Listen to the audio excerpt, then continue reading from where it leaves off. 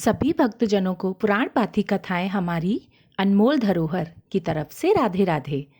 जैसा कि हम सभी लोग जानते हैं कि शारदीय नवरात्रि का पावन पर्व चल रहा है। नवरात्रि में माँ दुर्गा के अलग अलग 9 स्वरूपों की हम पूजा करते हैं। नवरात्रि में 7वें दिन माँ कालरात्रि की पूजा की जाती है। तो आज हम माँ कालरात्रि की पूजा विधि, माँ के स्वरूप, माँ का प्रिय भोग और उनके बीज मंत्र के बारे में जानेंगे। इसके अलावा आज के दिन माँ कालरात्रि के एक महा उपाय के साथ साथ राशि के अनुसार उपायों के बारे में भी जानेंगे। तो चलिए शुरू करते हैं। नवरात्रि में 7वें दिन महासप्तमी होती है। इस दिन माँ दुर्गा की 7वीं शक्ति माँ कालरात्रि की पूजा की जाती है। माँ कालरात्रि दुष्टों का विनाश करने के लिए जानी जाती हैं, इसलिए इनका नाम कालरात्रि है। साथ ही यह देवी अपने भक्तों को सदैव शुभ फल प्रदान करती हैं, इस कारण इन्हें शुभंकरी भी कहा जाता है। माँ दुर्गा की 7वीं स्वरूप माँ कालरात्रि 3 नेत्रों वाली देवी हैं। माँ कालरात्रि की पूजा आराधना से भय और रोग का नाश होता है।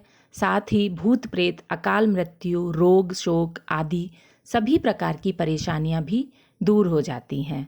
तो चलिए जानते हैं कि माता का स्वरूप कैसा है। माँ कालरात्रि का स्वरूप देखने में अत्यंत भयानक है, लेकिन यह सदैव शुभ फल देने वाली ही है। माँ कालरात्रि के शरीर का रंग एकदम काला है। उनके सिर के बाल बिखरे हुए हैं। 3 आँखें हैं। उनके गले में मुंडमाला रहती है। नासिका के श्वास प्रश्वास से अग्नि की ज्वालाएं निकलती हैं।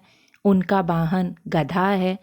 ये ऊपर उठे हुए दाहिने हाथ की वर मुद्रा से वर प्रदान करती हैं, तो नीचे वाला हाथ अभय मुद्रा में रहता है। बाईं तरफ के ऊपर वाले हाथ में लोहे का कांटा और नीचे वाले हाथ में लोहे की कटार रहती है। इस कारण इनका नाम शुभंकरी भी है। माँ कालरात्रि की पूजा करने से समस्त दुखों का नाश हो जाता है। साथ ही उनकी आरती करने से और मंत्रों का जाप करने से जीवन में खुशियाँ आती हैं। माँ कालरात्रि को महायोगिनी, महायोगेश्वरी भी कहा जाता है। माता को काली, चंडी, धूम्रवर्णा, चामुंडा आदि नामों से भी जाना जाता है। माता काली भूत पिशाच, प्रेत और नकारात्मक शक्तियों का नाश करती हैं।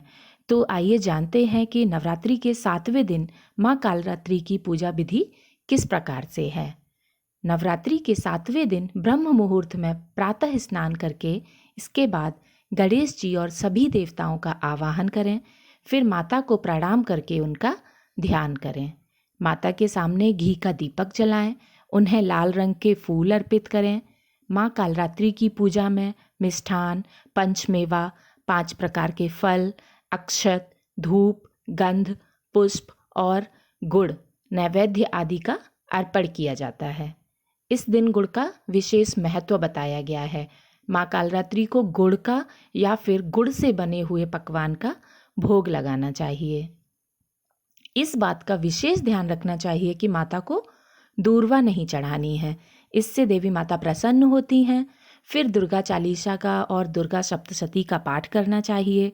माता का हवन करें। आगे कही गई कथा कहें अथवा सुनें।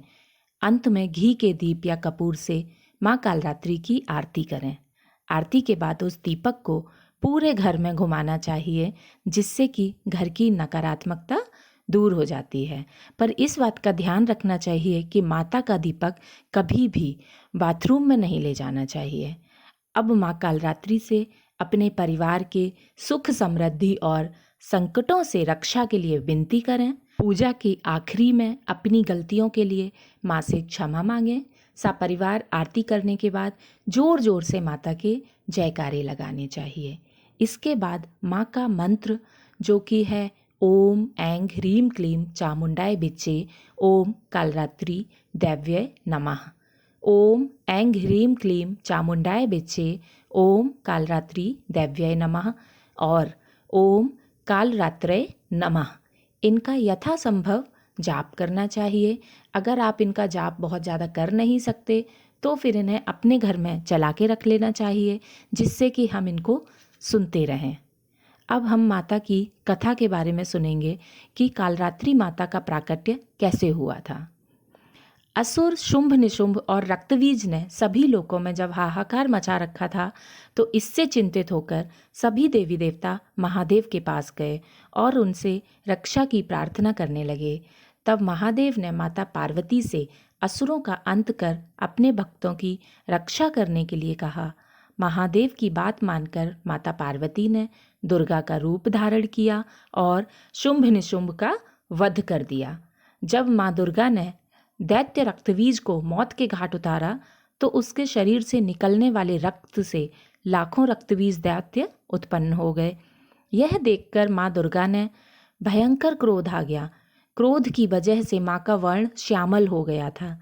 इसी श्यामल रूप से देवी कालरात्रि का प्राकट्य हुआ।